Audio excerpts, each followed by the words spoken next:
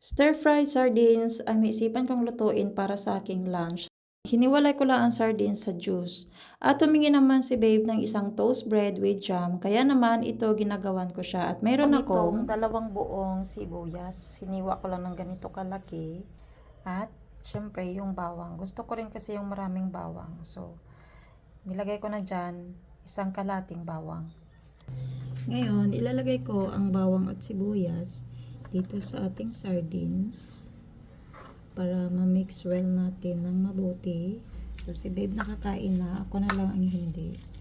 Kaya, gagawin ko ito for my lunch. Tali, imamash ko lang ito mabuti hanggang sa maghalo ang bawang at sibuyas. Dahil fried or torta ang ating gagawin, gagamit ako ng 2 itlog.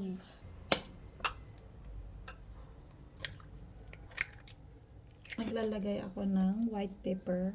White pepper lang meron ako, wala akong black. Haluin. Ewan ko kung ano lang kasi ang naiisip ko, yan lang din ang nagagawa ko.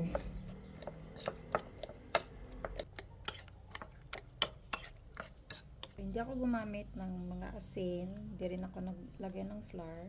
Lalagyan ko siya ng crispy fry para mas masarap. Ayan ko lang. Tapos haluin. Yan, so ganito na siya. Naman sa mahiwaga kong pan, maglalagay na rin ako ng oil. Ito ang gagamitin ko pang sandok. Yan, ganito lang.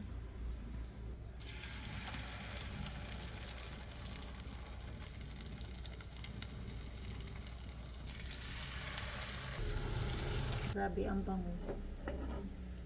Mas lalo tuloy ako nagutom.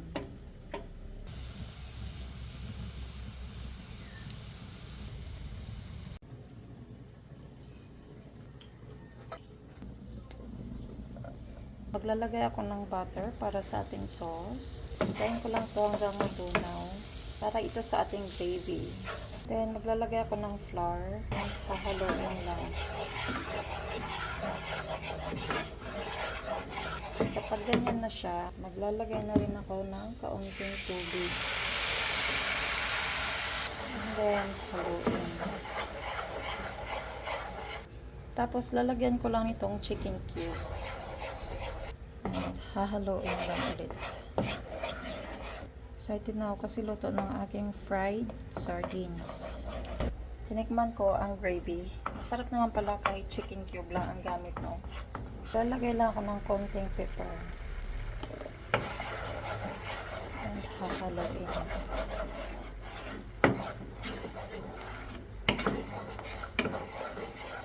At this point, luto na ang ating gravy. And ito na ang ating fried sardines. Wasak na naman ang diet natin ito dahil hindi tayo magda-diet. At ito naman ang gravy na ginawa natin. Kain tayo. Ito na ang ating kanin. At mayroon din akong red iced tea dyan na naka-ready. Siyempre dahil mainit, kailangan sobrang lamig.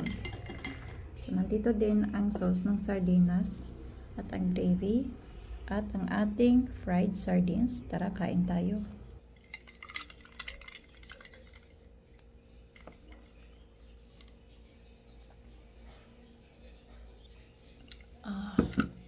Sarap, lamig. Kain tayo. Tuksaw natin sa ating gravy. Tikman natin kung masarap kahit walang gravy. Nako. Ang sarap. Fried nga siya.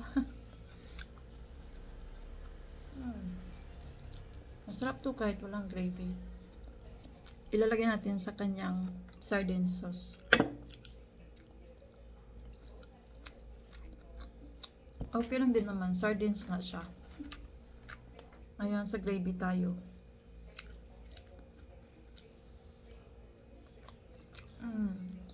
Mas masarap sa gravy. So, itatabi natin tong sardines ng sauce. Dito tayo sa gravy. Mas masarap talaga pag gravy kasi fried siya eh. Masarap talaga ipares ang fried sa gravy.